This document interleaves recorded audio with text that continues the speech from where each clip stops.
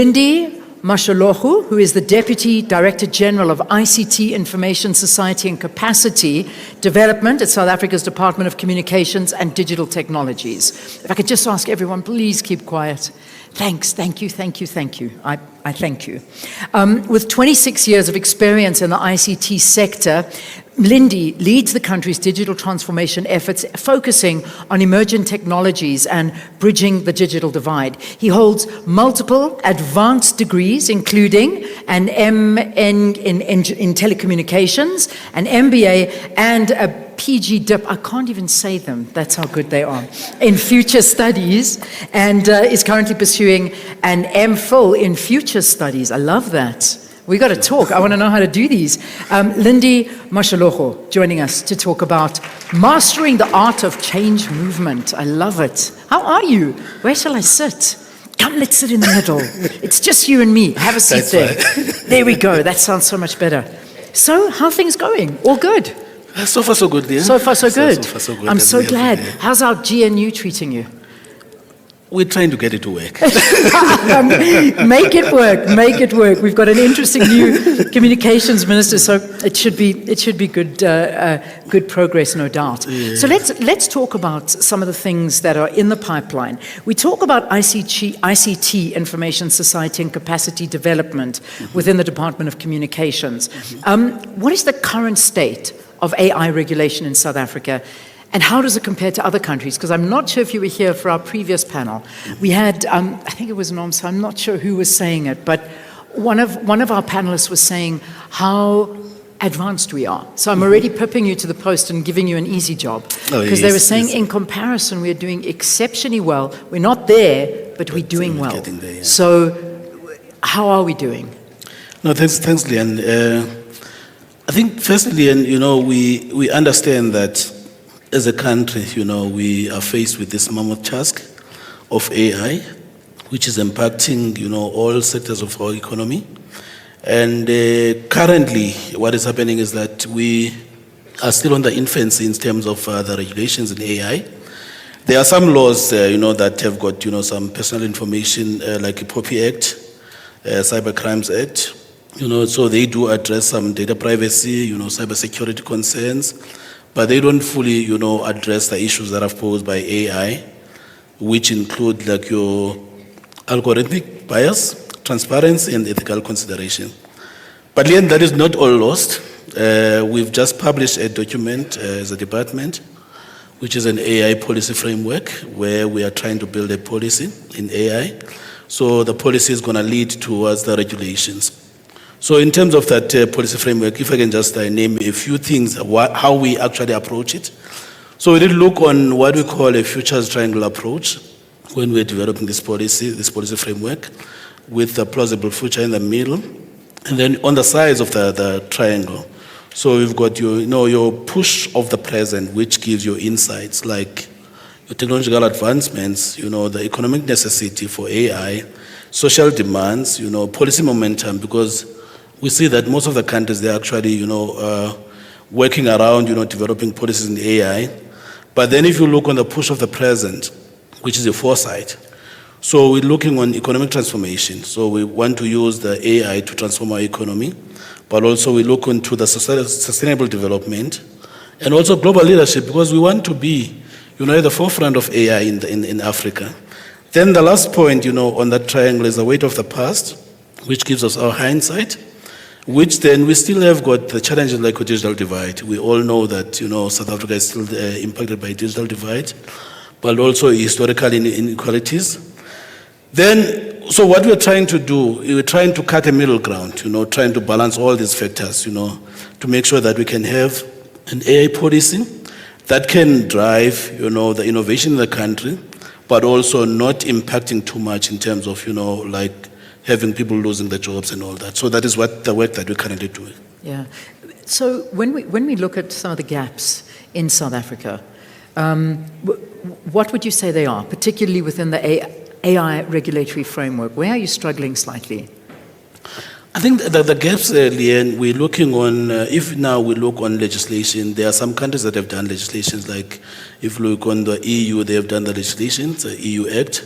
and some other countries, the US have come up with legislation as well. But also in the Far East, China, they have come up with some strategies, and also the South America, they do have some strategies as well. But what we see currently as a problem that we're facing in terms of the gaps is that if we don't have ethical guidelines and bias in AI, it creates a problem, because you'll find that, we can develop these solutions, but these solutions might not be ethical and might actually create societal inequalities. So we are looking on those aspects. But also there is an issue of transparency and accountability, because one of the things that we want to do is to make sure that whenever we develop the AI solutions, they are transparent, and also people who develop them can take personal accountability. So it's one of the gaps that we see. But also I think the last point that I want to talk on that one is that the regulation from the high-risk AI solutions. So if now you look on the issues like, autonomous vehicles, the healthcare, if those ones you don't have a proper regulation, you'll find that, they can make decisions that actually can be very harmful to us as humans and also to South Africans. I think those are some of the challenges that we are trying to address currently in terms of, the AI regulations and also the policy as well. Yeah, I can imagine those biases are very, very important, and they've taken a big crux of the conversation that we've been doing today as well. But these gaps that you speak about, how do they impact the development and deployment of AI technologies in various sectors in the economy and in society? Okay, on that one, in terms of these gaps, we see that one of the impacts is that in terms of the innovation and adoption slowdown. So if you don't have a proper regulation, we'll find that, some people that are too careful, that might actually stifle the innovation. But also, the risk of a bias and inequality. So without these, we'll find that, we can develop the solution that will have, bias, and, they can actually result, in society being, how do I put this thing? Because what we're trying to do is to make sure that, everybody can be taken ahead by AI. Yeah. We don't leave people behind. So if now you find that, we've got solutions that are not actually taking a lot of people forward, then you'll find that we're actually, increasing the digital divide as well. But also there might be lack of accountability as well, because if now you develop a solution and the solution has got an impact on human lives, then at the moment there is no recourse for that. So that is why then we want to have the regulations that can have that, so that people will take personal accountability in terms of, the AI. Yeah, and if we look at the role of government and we look at the role of private sector as well as academia, what do they play in shaping basically AI and the regulations to ensure that there is innovation, but we also protect the public's interest? From the government point of view, at least I'm a government official, so one of the critical things for us is to make sure that we come up with the policy positions on AI, the regulations, as well as the legislation if needs be. So that is the most important thing, and it's the work that we're currently doing. But also we need to make sure that we protect, the public interest, because we have to make sure that, whatever that we do, human interest is taken care of, but also we need to facilitate collaboration. We see that this work is not for a particular sector or a particular group of people, but it needs collaboration between government, various stakeholders, academia, and civil society.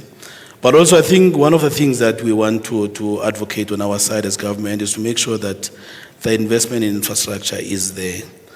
The infrastructure, not only like, the broadband infrastructure, but also the computing infrastructure. Yeah. Because if now we were to look on building these AI models, we need to have a supercomputing infrastructure in the country.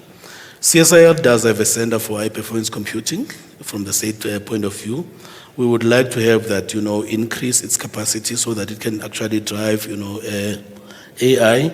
From the private sector, we need, the innovation and best practices, but also they need the private sector to collaborate with the regulators. We don't want to see the private sector see us as, people that are blocking the progress. But also we need to facilitate the partnerships as well between private and public sector. Academia, so the role of academia is to actually assist us in terms of research. So if we can have a proper research in terms of AI, I think that, we can have a proper guidelines, of how we can address these issues. But also we see that, one of the pillars that we're advocating in terms of the policy framework is actually capacity development, of the state. So academia then is going to play a significant role in terms of capacity development because we need to have, people trained in AI from the fundamentals, from the basic education going up.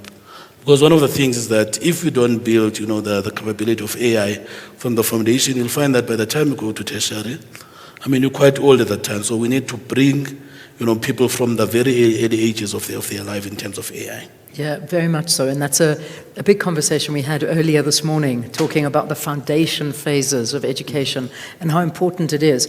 So, DDG, in terms of AI technologies that are being developed and used in South Africa, how do we ensure that they're ethical? And what measures are needed to ensure that they are ethical?